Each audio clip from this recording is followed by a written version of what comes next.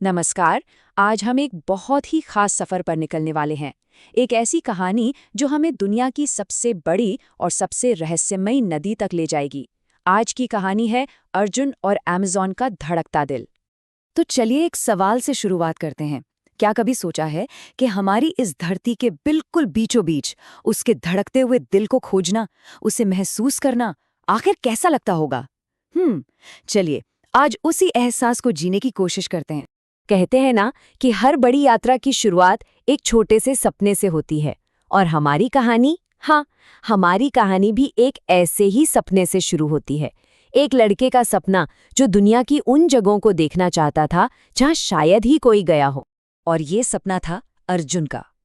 मतलब उसके अंदर ना हमेशा से एक बेचैनी सी रहती थी, एक तरह की आवाज जो उसे बार बार उन अनजानी जगहों की तरफ खींचती थी जहां उसे लगता था कि असली रोमांच उसका इंतजार कर रहा है। लेकिन उसने ये कभी नहीं सोचा था, सपने में भी नहीं, कि उसका ये जुनून उसे सीधा अमेरिका के दिल तक ले जाएगा। सोचिए, एक ऐसी जगह जो हमारी धरती के सबसे गहरे, सबसे खूबसूरत रहस्यों को अपने अंदर समेटे हुए है। तो चलिए अब सीधे चलते हैं उस पल में। वो पल जब अर्जुन पहली बार अमेज़न नदी पर था और उसके चारों तरफ की दुनिया मानो जैसे जी उठी थी, अपनी पूरी ताकत से धड़क रही थी। ये सिर्फ देखने वाली बात नहीं थी, ये तो महसूस करने वाला अनुभव था।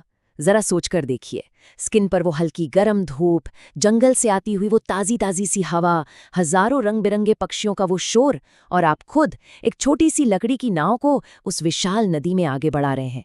कैसा महसूस होगा?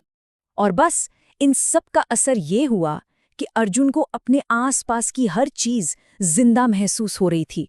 सच में ऐसा लग रहा था मानो नदी, जंगल, हवा सबके सब एक साथ एक ही लय में सांस ले रहे हों।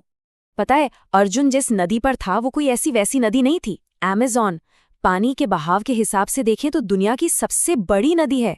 ये दक्षिण अमेरिका में एंडीज पहाड़ों से निकलती है और अटलांटिक महासागर तक का एक बहुत लंबा सफर तय करती है। और इसकी विशालता का अंदाजा इस बात से लगाइए कि दुनिया का लगभग 20% ताज़ा पानी इसी एक नदी से होकर गुजरता है। यही ताकत, यही विशालता है जो इसे इतना इतना खास बनाती है। तो ठीक है, नदी तो विशाल है, लेकिन इस विशालता के अंदर, इसकी गहराई में कौन से राज छिपे थे? अर्जुन की मुलाकात वहां किन किन से हुई? चलिए देखते हैं। पानी की उस शांत सतह के नीचे आखिर क्या था? क्योंकि अर्जुन की ये यात्रा अब उसे कुछ ऐसे निवासियों से मिलाने वाली थी जिनके बारे में उसने कभी सोचा तक नहीं था। और फिर जो उसने देखा, कमाल था। पानी में खेलती हुई वो खूबसूरत पिंक डॉल्फिन्स, अनगिनत तरह की मछलियां, चट्टानों पर आराम से धूप सेकते हुए विशाल एनाकोंडा, और सिर के ठीक ऊपर पेड़ों पर उछलते कूदते बंदर। और ये तो बस एक छोटी सी झलक थी उस अविश्वसनीय दुनिया की, जहां धरती की 10 में से 1 प्रजाति रहती है। जैसा कि अर्जुन ने खुद महसूस किया, अमेज़न वाकई एक ऐसी जगह थी जहां हर पल कुछ नया हो रहा था, कुछ ऐसा जिसकी उम्मीद न हो। हर एक मोड़ पर एक नया नज़ारा, एक नई आवाज़, ये एक ऐसा रोमांच था जो कभी खत्म ही नहीं हो रहा था। और जैसे जैसे अर्जुन अपनी नाव में आगे बढ़ता गया, नदी उसे और भी गहरे और भी घने रहस्यमयी जंगल में खींचती चली गई।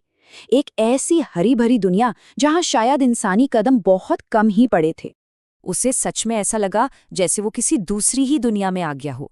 एक ऐसी दुनिया जिसे कुदरत ने बड़े आराम से अपनी पूरी कलाकारी के साथ बनाया हो, बस अपनी खूबसूरती दिखाने के लिए। और ये दुनिया हर पल हर कोने में जिंदा थी। डालियों पर एक दूसरे का पीछा करते बंदरों से लेकर हवा में उड़ती हुई कीड़े मकोड़ों की भिनभिनाहट तक, अमेज़न में हर चीज जैसे जिंदगी के संगीत पर झूम रही थी। इस सफर में आगे बढ़ते हुए अर्जुन को पहली बार इस नदी के असली आकार का और इसके जबरदस्त महत्व का एहसास हुआ। उसे समझ आया कि ये सिर्फ एक नदी नहीं है, ये उससे कहीं ज्यादा है। जरा सोचिए, कुछ जगहों पर तो ये नदी इतनी इतनी चौड़ी थी कि एक पूरा का पूरा शहर उसमें समा जाए। मतलब आप एक किनारे पर खड़े हों तो आपको दूसरा किनारा दिखाई भी न दे। इस विशालता को तो बस महसूस किया जा सकता है। और तभी अर्जुन को ये बात समझ में आई कि अमेज़न सिर्फ बहता हुआ पानी नहीं है। नहीं, ये तो यहाँ के जानवरों, पौधों और लोगों के लिए एक तरह का विशाल वाटर हाईवे है। एक लाइफलाइन जो इस पूरे हरे भरे इलाके को जिंदा रखती है। ये शक्तिशाली थी, रहस्यमयी थी और अंतहीन रोमांच से भरी हुई थी। ये 3 शब्द शायद अमेज़न के असली मिजाज को बिल्कुल सही तरीके से बयां करते हैं। कोई भी बड़ा सफ़र वो हम पर अपनी एक गहरी छाप ज़रूर छोड़ जाता है ना? तो चलिए अब देखते हैं कि इस यात्रा का अर्जुन पर क्या असर हुआ, उसने उसे कैसे बदल दिया। उसे ये एहसास हुआ कि वो सिर्फ एक नदी नहीं देख रहा था। नहीं, वो तो एक जिंदा खजाने की खोज कर रहा था। एक ऐसा खजाना जो जादू, खूबसूरती और अनगिनत अनकही कहानियों से भरा हुआ था। जैसा उसने खुद महसूस किया, अमेज़न अब उसके लिए नक्शे पर बनी सिर्फ एक लकीर नहीं रह गई थी। अब वो जानता था कि ये अपने आप में एक जीती जागती, सांस लेती हुई दुनिया है, जो बस अपनी बाहें फैलाए इंतजार कर रही है कि कोई आए और उसे खोजे। और फिर उस शाम ढलते सूरज की रोशनी में चमकते पानी को देखते हुए अर्जुन ने खुद से एक वादा किया। वादा ये कि वो कुदरत के ऐसे ही अजूबों को खोजना कभी बंद नहीं करेगा। ये सफ़र एक अंत नहीं था, बल्कि एक नई, कहीं ज्यादा रोमांचक शुरुआत थी। क्योंकि आखिर में ये कहानी हमें एक बहुत गहरी बात याद दिलाती है कि हर सफ़र हमें सिर्फ दुनिया के बारे में ही कुछ नया नहीं सिखाता, बल्कि वो हमें हमारे अपने बारे में भी बहुत कुछ सिखा जाता है।